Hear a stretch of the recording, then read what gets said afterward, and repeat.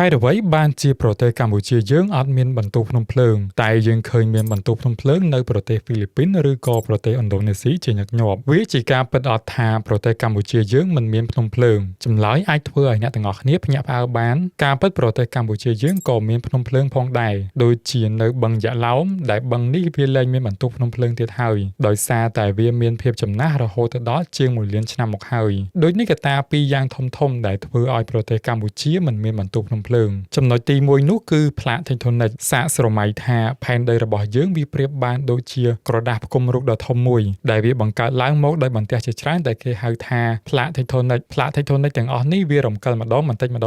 ដោយសារតែស្នូលរបស់ផែនដីមានកម្ដៅយ៉ាងខ្លាំងហើយកម្ដៅនេះបានធ្វើឲ្យស្រទាប់ម៉ង់តូរបស់ផែនដីដែលមានសារធាតុរាវពាក់កណ្ដាលនឹងមានចលនាផ្លាក tectonic ទាំងអស់នេះវាក៏រំកិលប៉ះគ្នាទាញគ្នាចេញឬក៏រំកិលទៅលើគ្នាអីចឹងទៅដែលវាធ្វើឲ្យមានបន្ទប់ភ្នំភ្លើងវាប្រៀបបានដូចជាយើងស្ងោរស៊ុបមួយឆ្នាំងហើយបន្លែដែលយើងបានបង់វាក៏អណ្ដែតទៅបុកគ្នាដែលវាបង្កើតទៅជាបន្ទប់ភ្នំភ្លើងប្រទេសកម្ពុជាយើងស្ថិតនៅចំកណ្ដាលនៃផ្លាក tectonic អឺរ៉ាស៊ីដែលវាជាតំបន់ដែលមានភាពរឹងមាំមួយនិងស្ងប់ស្ងាត់បំផុតហេតុផលទី2គឺបន្ទប់ភ្នំភ្លើងភាគច្រើនកើតនៅតាមខ្សែក្រវ៉ាត់ភ្នំភ្លើងឬក៏គេហៅថា The Ring of Fire នៅតំបន់ Pacific ដោយសារតែផ្លាក tectonic នៅតំបន់ Pacific មានសកម្មភាពប៉ះទង្គិចខ្លាំងជាងព្រំដែនផ្លាក tectonic នៅតំបន់ផ្សេងទៀតខ្សែក្រវ៉ាត់ភ្នំភ្លើងគឺស្ថិតនៅជិតប្រទេសហ្វីលីពីននិងប្រទេសឥណ្ឌូនេស៊ីដែលវាមានចម្ងាយឆ្ងាយពីប្រទេសកម្ពុជាខ្លាំងមែនទែនដែលធ្វើឲ្យកម្ពុជាមិនមានបន្ទប់ភ្នំភ្លើង